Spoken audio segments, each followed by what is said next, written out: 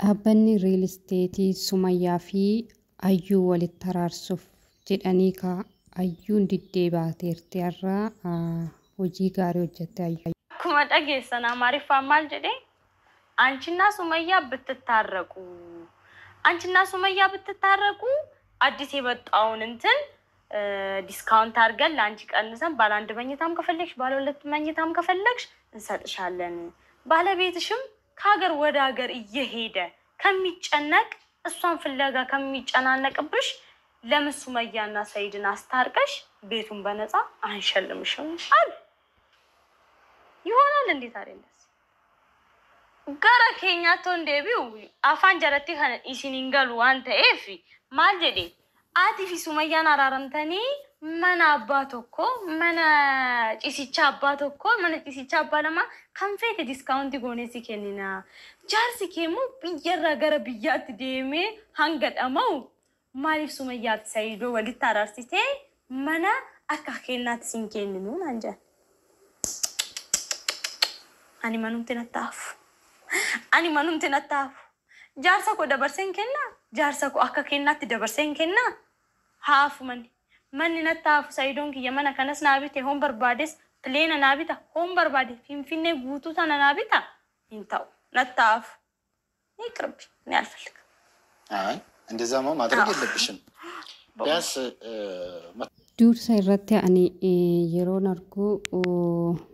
Ayyuun araaramtee uummata ofitti qofalchisti jedheen yaadaa ture garuu ishiinis nama fageessitee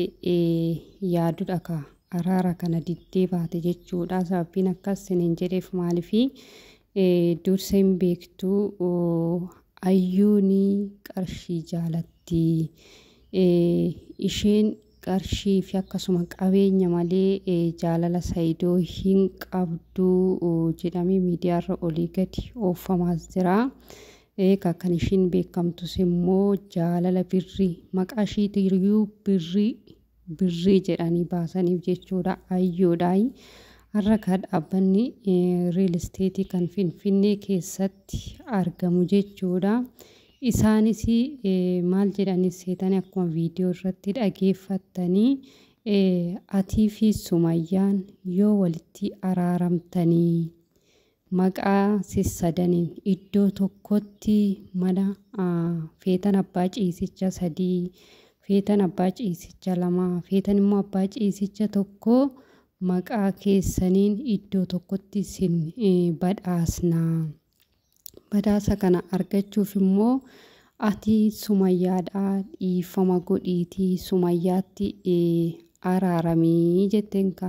jedhaniin ka dhaabbanni kun jechuudha akkuma viidiyoo irratti argitanii garuu Ayyuun gonkuma wanta hin yaadamnee fi wanta hin danda'amneedha kuni ani jette ani Sumayyaan akkasitti nama natti ergitee harka koo duubatti na hiisistee na rukuttee sana amman baasutti yookiin amman baafadhutti maalifi wanta ishiin na goote sana amman baafadhutti hin araaramu yoo mana ta'e jette yoo mana ta'e abbaan warraa koo naaf bituu danda'a. Mana isaa ciisicha 1 ciisicha 2 fi 3 na goyoomsitanii na araarsuuf jettanii miti inni osoo naabiti jedheeni fileenii yookiin immoo Finfinnee guutuu sanaaf bituu danda'a ajettee deebisteef jechuudha ka namichi iyyuu ajaa'iba jedhee dursa namichi kan yaade bakka mana kana bira hin darbitu sammuun ishii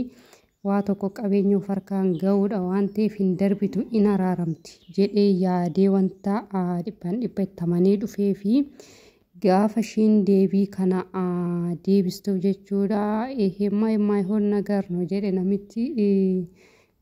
wanna dubbatu wallaale jechuudha aniyyuu jechuudha Ayyuun kana hin deebisti jedhee yaadaa hin turre ani wanti yaadee Ayyuun bakka qabeenya kana yookiin immoo mana badhaasa kana eega araaramee jettee fudhatanii booda deebitee Sumayyaa ofirraa ariiti jedhee yaadee ture. Garuu ishiin duubarraan wanta itti dhufu jecha namaa wanta jedhamu sila beektuu fi ani abbaa manaa koo qabeenyan hin jijjiiru.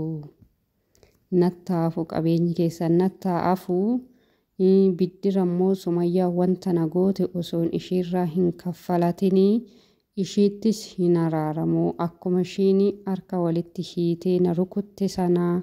uummata fuula duratti na salphiste sanaa anis immoo isa irraa kaffaladhu malee yookiin irraa deeffadhu malee ishiitti hin araaramu gonkumaa jetteen jechuudha. Wanta baay'ee nama ajaa'ibuudha. Ayyuu ka warra birrii jaalatti ishiin qabeenyaaf malee jaalala Saayidoo hin qabdu jetta sun amma maal jettu ka? Osoo dhuguma birrii jaalattee yookiin immoo qabeenyaaf ta'e sila araarame jettee raawwattee mana kanayyuu fudhachuu dandeessii ture sinii galee. Garuu immoo kana hundayyuu dhiistee isheen ani Saayidoodhuma koonaaf wayyaa Sumayyaa waliinis ishii arguus gonkumaa hin barbaadu jettee mazgaba isaanii irratti cufte jechuudha. Akkasuma immoo